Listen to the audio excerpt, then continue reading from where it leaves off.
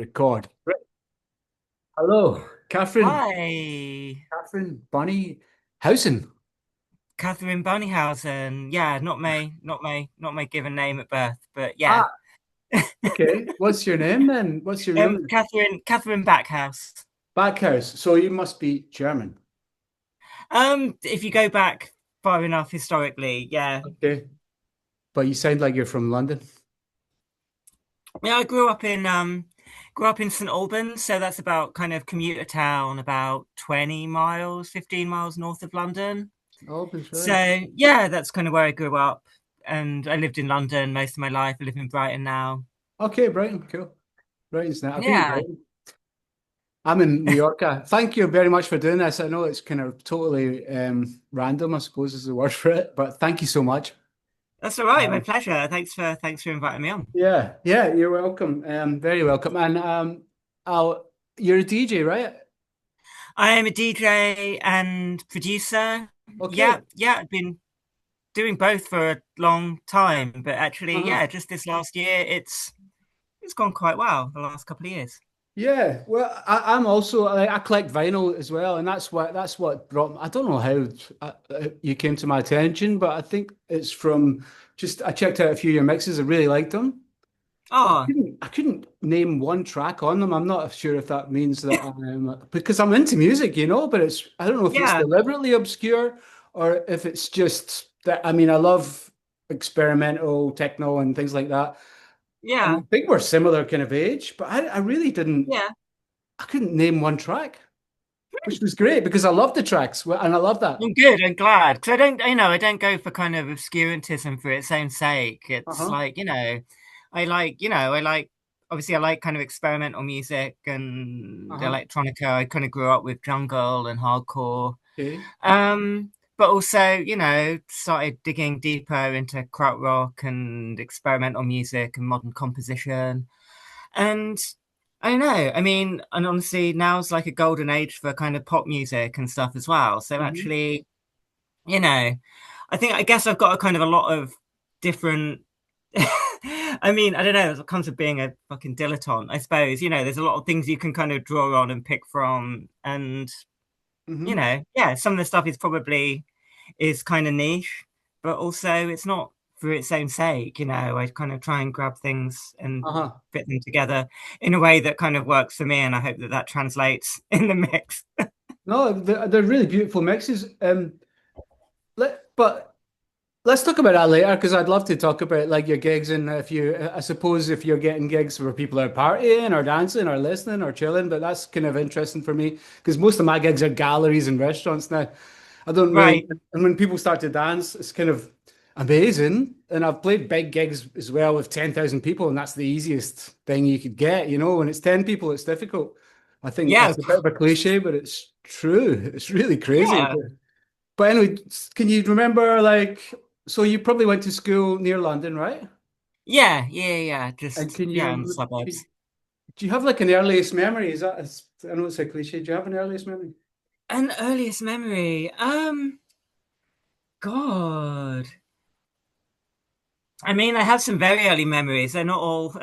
I mean, not that I Mine? had a traumatic childhood, but Did you? I saved the earliest ones for my therapist I because think it's like, everybody did. I think it was quite traumatic to grow up in the early 70s. I'm presuming, excuse me, or maybe late 70s. But my earliest memory was an Evil Knievel doll, for example. I don't know if you know who that is. hmm, Like I I just know remember this. evil. I, So, I know evil Knievel. Yeah, yeah. I know. I mean, I was a bit of a tomboy. I loved like toy cars. Like I remember lining them up and like, I mean, people recognize autism now, kind of less so in those days. But I do Mhm. recall I've been neatly told by, lining up toy yeah. cars at playgroup and being Uh-huh. going, "Yeah, God, what's going on with this one?" So you went to like a normal comprehensive. Oh yeah, yeah, yeah, Uh-huh. yeah. So like maybe you started to get into music. Well, like for example, my first thing when I was about six was Adamant. I was obsessed by Oh, Adamant. Now, what did you have a thing like that where you're obsessed by a sort of yeah. leader I mean, or I an artist? loved like, yeah. I mean, I don't know. The first album I got bought for a Christmas present one year was like Ultravox Greatest Hits, Oh, which I wow. absolutely rinsed to death. You know, Whoa. my auntie bought What? me the Ultravox album. Ultravox. What was the name of that one? You remember? Oh, I didn't know, it was just like a greatest hits Okay. compilation, you know. But Whoa. yeah, for me, it was like, oh my God, this is like great. And Vienna then, was a great track.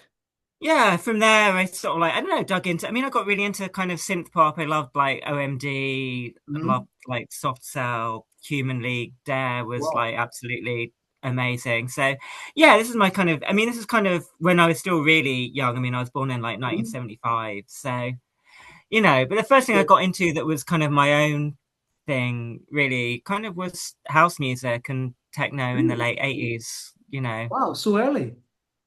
Yeah, I mean, I was lucky. I had an older brother who was kind of going raving. He was Okay. about 4 years older than me, so like, so I kind of absorbed it by proxy. Uh-huh. Really, I just thought it was the coolest and most exciting thing ever. Yeah. Did you have the Yeah, I thing? really seized on that and followed it into kind of hardcore and jungle. Because living in St Albans, you could get the pirate radio station, so it was, you know, even though I was too young to really kind of go clubbing or whatever, go to the raves, it was still there, you know.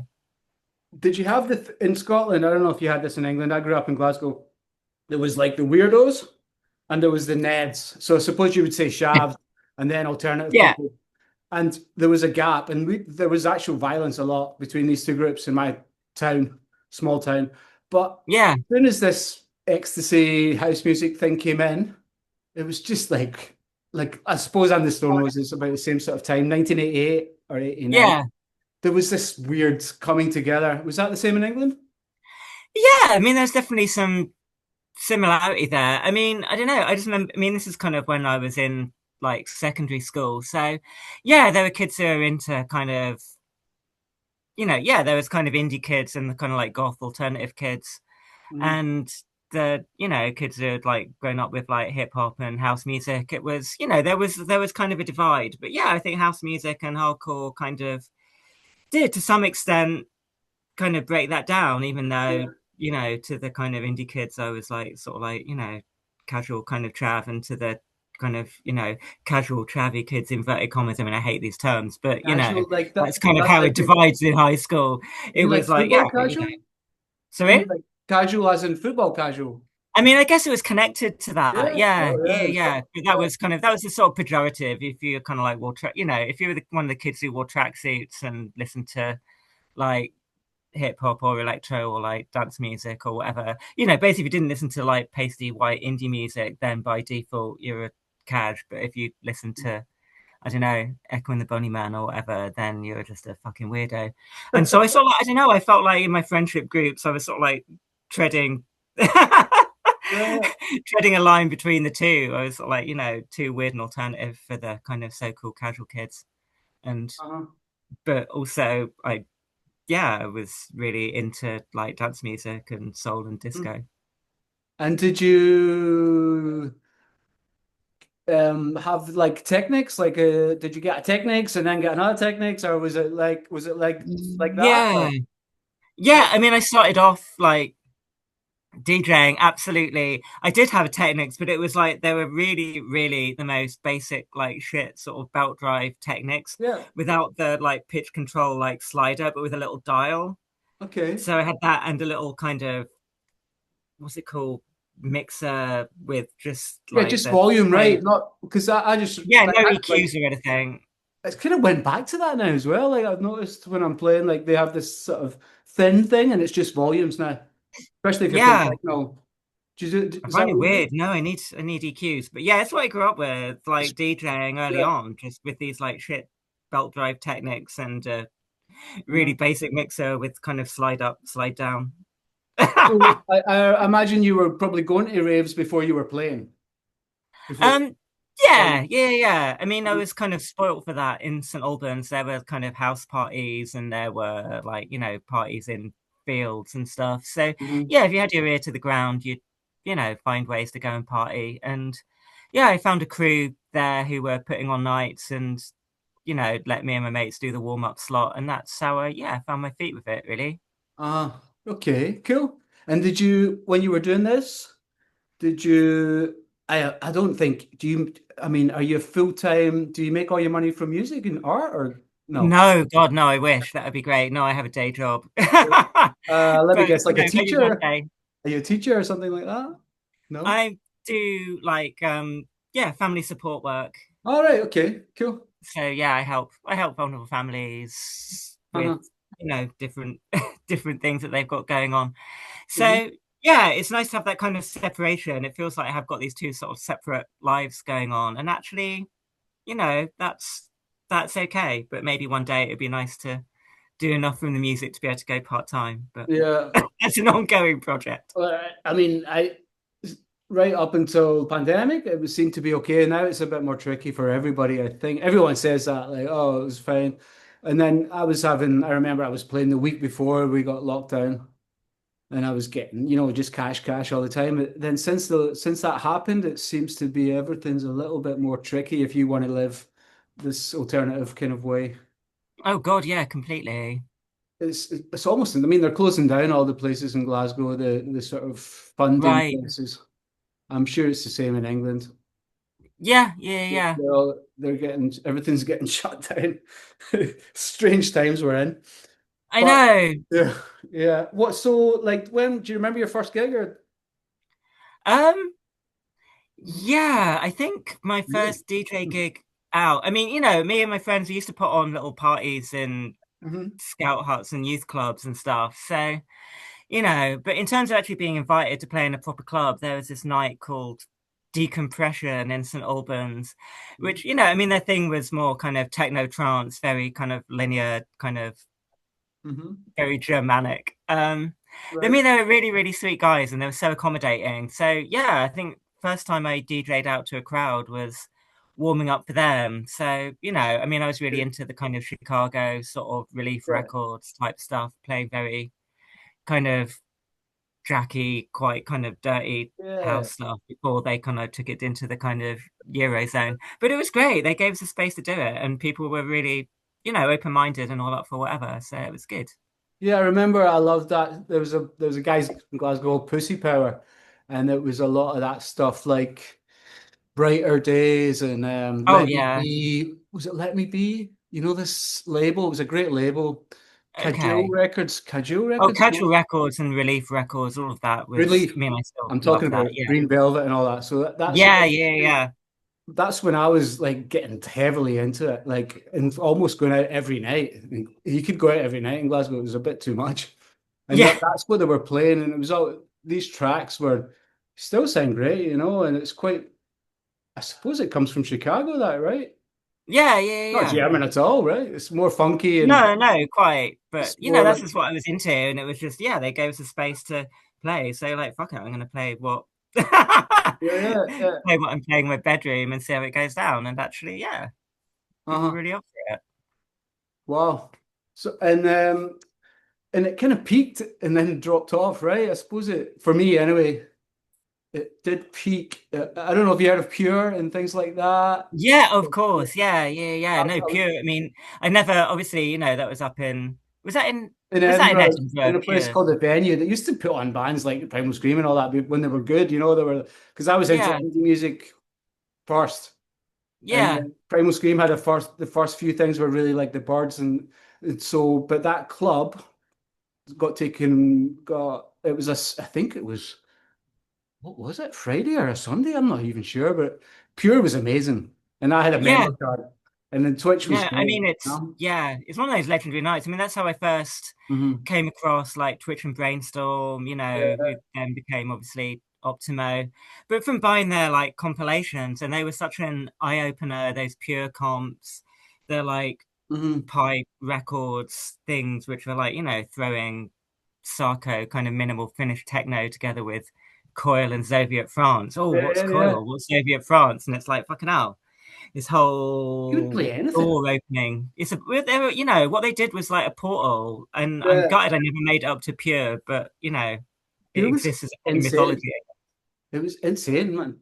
And he would play anything. There was no that I quite liked. There was no like he would drop like just bits of police records in any little bit that he liked because of the drumming, Yeah, and it would always destroy my mind a little bit, and then I'd have to go back and say, did that really happen? And he was actually doing it with just vinyl as well. I don't think he brought the laptop top until later. No, no, no. I mean, but Keith and Johnny are absolutely, I don't know, they're incredible Yeah, yeah, DJs technical. and sweet Yeah, people. and just it was crazy. I was just checking you out. I had a little bit of a dive, and I noticed that you did play at some of these festivals that they put on in the past 5 years. Watching Trees, is that right? I played, yeah, they invited me. I was so excited. And Uh-huh. yeah, they invited me to play Watching Trees last year. That was, I don't know, probably one of my favorite gigs I've ever done, actually, to be Uh-huh. honest. It was, yeah, a beautiful, beautiful setting. And the crowd were just, I don't know, just so energized by it. Is it And like I don't is know, it? it's nice getting that feedback, Yeah, I was so close to going. I mean, it's been going for 2 or 3 years now, or four. And Yeah, is it like 300 or 400 people that go or more? something like that. Yeah, I mean, it's Quite low small. key, but it's just, yeah, just that, just kind of warm and intimate Hmm. thing. Yeah, I'm gonna go again this year. Last year was the first time I went, so gonna go Okay. this year as a punter. Oh, that's good they're still doing it, man. I might check it out as well. Yeah, yeah. I mean, obviously, it's sad for Johnny kind of having Yeah. to sort of do that. I mean, obviously, he's not doing it on his own, but it must be Mhm. really hard for him. Yeah. Last year was the first year, I think, without Keith. So, Mhm. Yeah, it's a bit of a yeah. I don't know. I've got no words for that because I no, can no, I no. do I it a mean, it's little bit, awful. and I don't know how to deal with that. It's just this really. It always seems to be these people that it's weird. The people that go are the ones, and it's not like it's the nice ones that go, you know. I know, that's a tragedy. Yeah.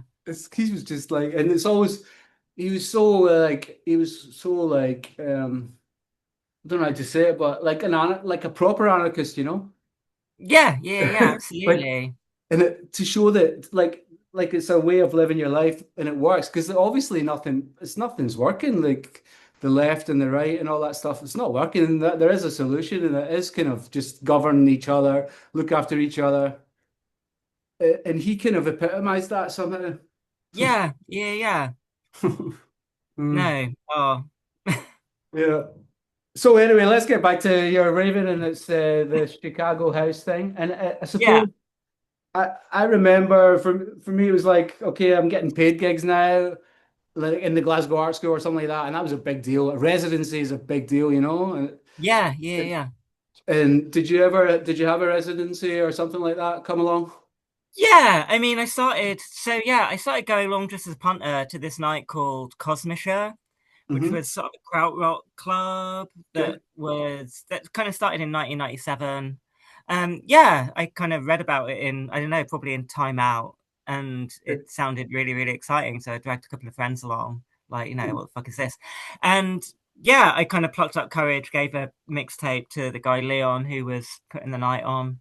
A cassette. And yeah, just this is going back to like No, no. late 90s. So Uh-huh. yeah, and he was like, "Wow, this is great. Yeah, come and play next month." And ended up being a resident DJ at that. That ended up So, moving from upstairs of the garage to Corsica Studios, which was, I don't know, still, I mean, that's such a loss to London clubland since that closed. But yeah, that mhm. was a fun night to do. No, I would love to know about this cassette. I find it fascinating because I never really done that. But I suppose would it be a 45 minute or two sides, 45 minutes or 30 or what? I don't even I remember if it remember. was like C60 or what, but I just kind of Mhm. did a Maybe. mix of And electronica and krauty stuff and were you gave it to him. counting beats and mixing it like that? Because I never done that either. I couldn't have the patience to do it. I still don't do it now. And sometimes I put mixes together and I do count the beats and it pisses me off. It takes away this magic brilliance of the mistake and fucking it up. Yeah, And I really kind of went off it when the computers came in. I'm a bit of a Luddite. I'm kind of stupid because they used to, even Optimal when they started doing everything from these programs, it kind of pissed me off. But it's stupid. It's just my stupid brain. yeah. I mean, I think it's whatever What works. do you I mean, think? part of Yeah. me likes the kind of going off the grid and not being too Uh-huh. rigidly, That's you what I know, love. I don't, sometimes you mixing go it and up. it just sounds like one track the whole night.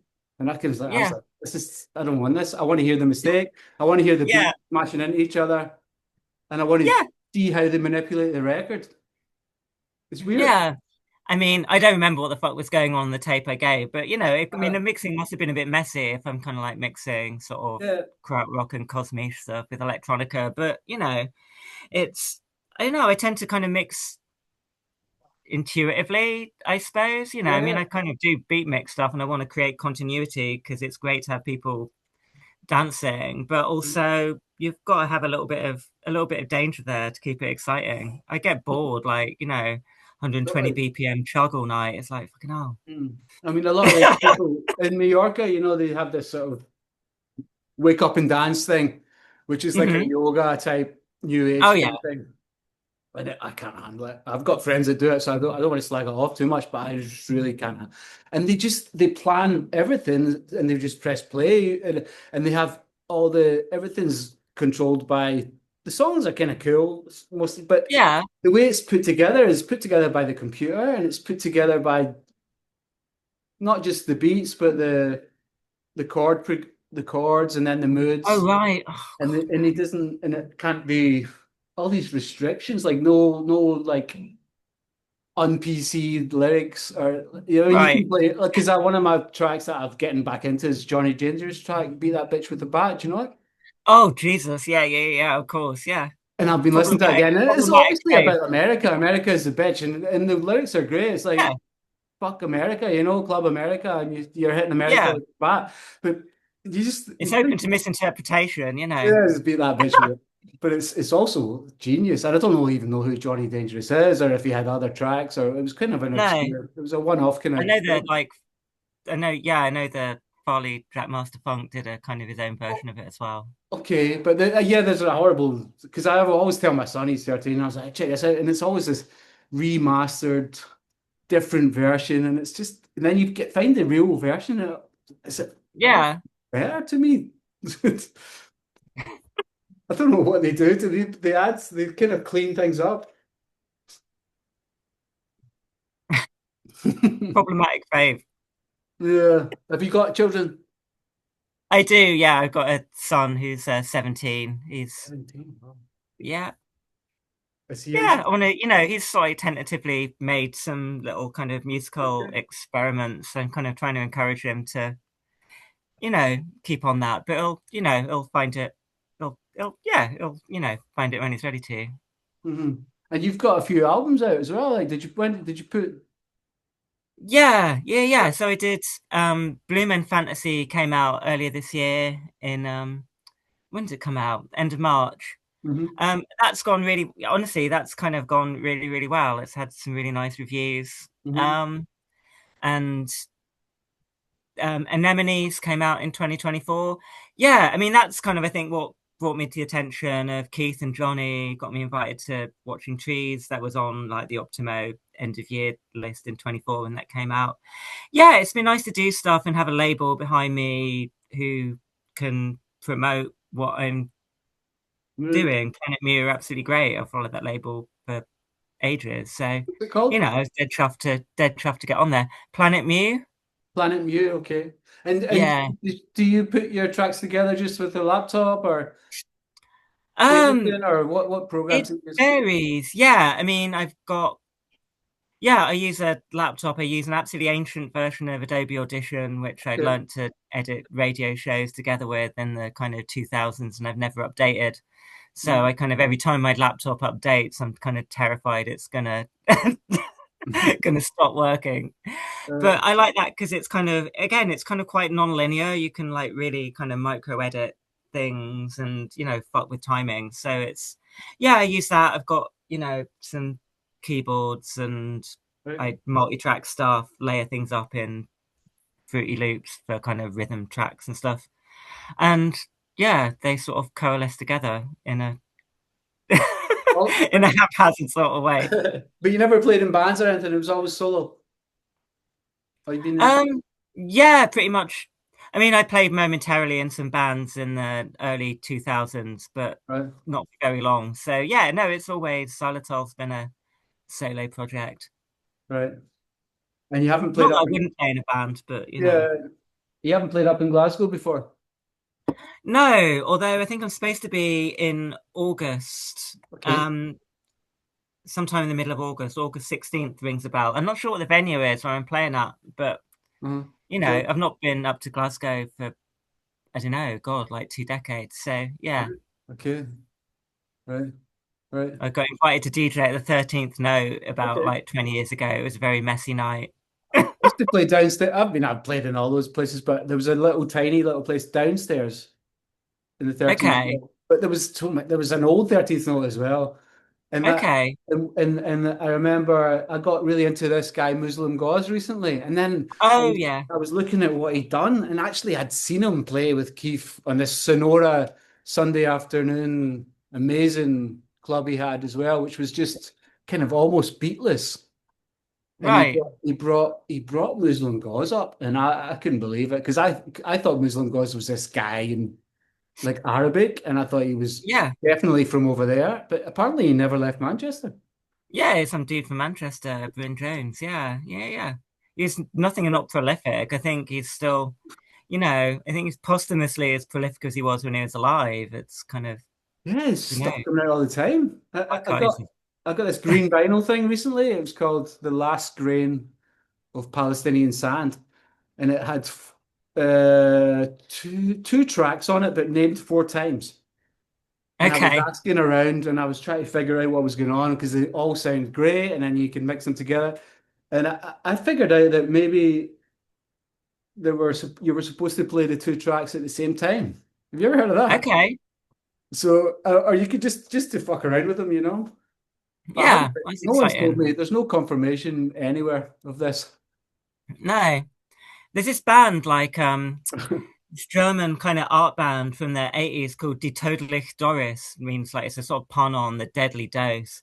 And Uh-huh. they did, I don't know, this reminds me, they did these like two albums, and they're both like really interesting albums, but if you play like both of them at the same time, it creates a like third album from them together. They've kind of like recorded them sort of simultaneously, and the Yeah. timings are together. So I don't know. Yeah, it's exciting to. Yeah, I love that stuff. Like Music Concrete almost, or like, but I love that kind of thing. There was a band called Legion of Green Men that I used to buy all their stuff as well. Oh yeah. And I used to play in a band called Future Pilot with a guy from Soup Dragons, the Oh bass yeah. player. Okay. Yeah. So they were looking for a drummer, and I said, "Hey, I'll do it with my decks." And I was like, "There's no way he'll say yes," and he did. He said, "Okay." I was like, "Oh shit, I need to figure something out." So I got the locked grooves, and Yeah. tried to Yeah. Yeah. just to try to put back. I was basically just hitting samples and messing around, but it worked. It actually surprisingly worked with this sort of Yeah. indie pop, whatever he was doing. And we Oh, I'm played curious about to hear that. I 10 remember gigs. the name. Yeah, Future Pilot, aka. But Yeah. these Canadian guys were amazing. They put out like an album of locked grooves. Okay. So you'd buy the album and it had 30 locked grooves on it. So it would just be like trancey techno that would just go on forever. Oh, And amazing. and Yeah. it would actually change, even though it was maybe like, I don't know, maybe it was like 6 seconds or 12 seconds. But Yeah. you'd listen to it and it would change. It was weird. It was like, Magic. uh, hmm. Anyway, have you got some gigs coming up? Yeah, what have I got coming up? I'm doing a little, so there's this thing in Brighton, the Great Escape. It's like Mhm. sort of industry, like schmooze fest. I've So heard I'm of doing that. one of the kind of alternative Great Escape nights. It's like 25th anniversary of this long running kind of experimental electronic night called Spirit of Gravity. So I'm playing at that Cool. on the 12th of May. All right. Um, Okay. that'll be fun. That's going to be like just kind of a free gig. Spirit of Gravity. Um, That's a great title. it is, yeah, I yeah, like yeah, that. yeah. No, Jeff is like an absolute stalwart of the Brighton Hmm. underground. In least what what there is of an underground in Brighton. So yeah, no, it's really good to be able to play at that and support that. And do you still Um, play records, or do you mix it up, or? oh, this is going to be a live. I'm doing a live, so I'm doing a live Yeah. set as Huh? Xylitol. I've got some new material that I've been working on that might find its way onto another album, but I'm Would going to that try just that be out. not with keyboards and things, or just I'm the gonna bring my keyboard and my laptop, so it'll be okay. kind of between the two. Okay, well, I do, some live stuff on the thing, some backing tracks on the laptop, and kind of bounce between the two. So I'm well, doing that. Trying to think what else I'm doing. Oh my God. I'm playing. I think I'm supposed to be playing at Eclectic in London at the beginning of August, okay, Glasgow sometime in August, and then Colchester Arts Centre in August. So I've got a busy month then. that's good. And yeah, Cool. I don't know. We'll see what other gigs materialize. I Mhm. do like it's kind of Italo disco night No way. in well, there's a bunch of us together doing Italo disco night, flex disco. So we're doing one of those at the end of May as well, the Right. weekend before Watching Trees. So that'll be Okay. my next DJ gig. That stuff I love. Whenever Yeah, I me too. see it, just drive, it's so beautiful and happy, and Yeah, something about it's really uplifting. yeah, no, But no, I when I keep absolutely. discovering things because I know nothing about it as well. Right. It's this kind of weird thing where these tracks come from nowhere. I suppose there was a big scene in Italy in the 80s, maybe Yeah, Rimini or somewhere like that. yeah, yeah, yeah. No, I just kind of yeah, I remember first came across it in the kind of late 90s, early 2000 through listening to what are they called? Cybernetic Broadcast Systems Okay, from they were based in The Hague. right. And they do like at the end of, every kind of Christmas, they do this kind of CBS Top 100, like this kind of mixing up sort of electro, this kind of like really dirty kind of Hague sort of bunker electro, Unit Mobius, stuff like that, IF. And Mhm. then, yeah, they'd be throwing in these really jaunty Italo disco songs and just be like, oh my God, this is so, yeah, it's such a like exciting kind of collision between this kind of Mm. Drexciya stuff, kind of hard acid, and this like jaunty Italo rainbow music. Yeah, I love it, man. It's just like just so positive vibes. Yeah, yeah, yeah. No, I love it. So I mean, that's just such a really fun night to play, and it's always a really nice crowd and mixture of ages and no attitude. Just Where like is a it little again? basement Sorry, party with a smoke machine. you told me already, but where is it? The Italo house thing? It's at it's a little basement bar called the Rossi Bar in Brighton, just on Rossi. Queen's Road, down from the station. Yeah. Oh, I can remember the Rossi that. Bar. There you go. That's my family name. Wow. I Okay. know. Rossi Bar So in Brighton. yeah, Okay, I mean the cool. sound system in there is a bit ropey, but it's like Uh, it's we make it work. yeah, It's right, all okay. vibes. Uh, so that's great, man. Yeah, keep you busy. So you tell so let's go back to when you had the residency and then when did you put your first piece of music that was your own out? Um.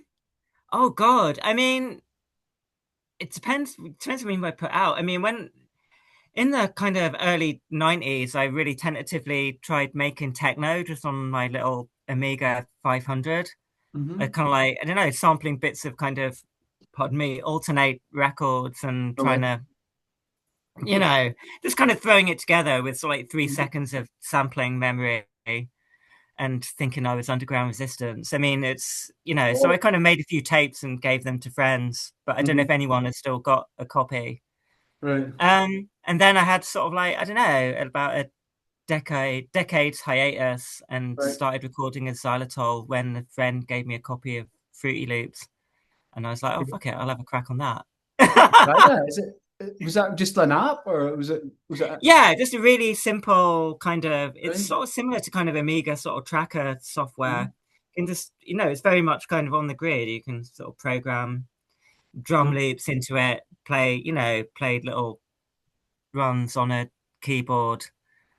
Right. Um, I mean, a lot of the kind of early grime productions were done on Fruity Loops, like Wiley's kind of Eskimo and stuff like that. It's really, really simple, but it fitted what my brain could kind of manage. So I started doing stuff on that and self-releasing things on, Okay. you know, CDRs and Right. tapes.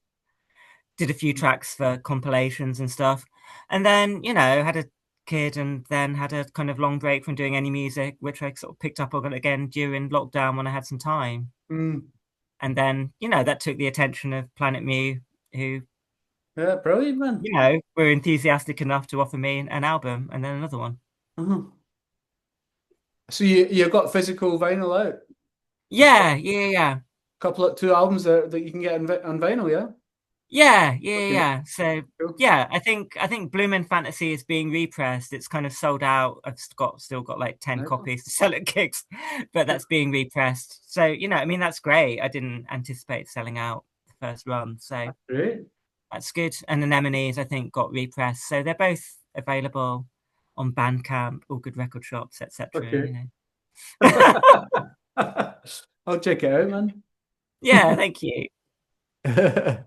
Hey, right, there's like a couple of minutes left, and All right. Ugo, my son's might come. I don't know if he will. I Cool. usually do that. I usually ask these 10 questions, right? Okay. And then you're not allowed to think too much about it. I don't think he's coming. You coming? Yeah, he's going to do it. Oh, He's wicked. we had the guy from Love on. You know that band Love? What, like Arthur Lee and Yeah, well, not Love? actually, but Johnny Eccles came Well, and obviously, okay, come on, come say hello. amazing. This is Ugo Rossi. Hello, Hi, you're right. Nice to meet you. nice to meet you too. Yeah, I'm gonna do It's 10 Catherine. questions. Hello. Okay, I'll give him my best shot. Feel so on the What's your spot. favorite food? What's my favorite food? Um, it's yes. It's like spaghetti with this really amazing like mushroom ragu with like dried mushrooms. Oh yeah. It's like amazing. With absolute fuck ton of parmesan on it. Okay, your drink, favorite drink? Um, I like, oh gosh. I love a spicy margarita. Okay, your favorite movie? Oh gosh. So many. I mean it's such a sad film. This film Amour by Michael Haneke. It's absolutely harrowing kind of study of love and death. Oh, It's I don't just know. beautiful, but honestly, it's not an easy watch. Okay, what's your favorite building? Um, oh gosh.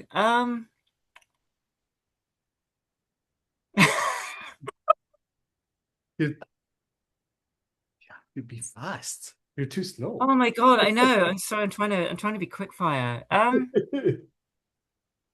So many. I mean, I love the British Library That's in London. I think it's like great. I can get lost in there. I've got good memories of pretending to be a student in humanities too. It was kind of like a sort of cruising ground. But yeah. Okay, favorite transport. Sorry? Transport. Well, favorite form of transport. Bus. Bus is great. I like that. Yeah. Favorite color. Green. Favorite song. Oh gosh. Um, so many. Can't make me choose. Um, at the moment, I really love Caroline Polachek. So hot you're hurting my feelings. I absolutely love, but there's so many I can choose. That's such an arbitrary choice. And favorite book? Favorite book? Um,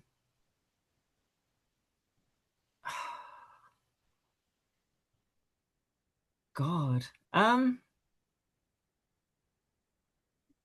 It's too many. Honestly, I just like such a bookworm. I mean, things I've read recently that I loved. I loved this book by oh God, what's the name of the author? The book's called Tell Me I'm Worthless, and the author is Alison Rumfitt.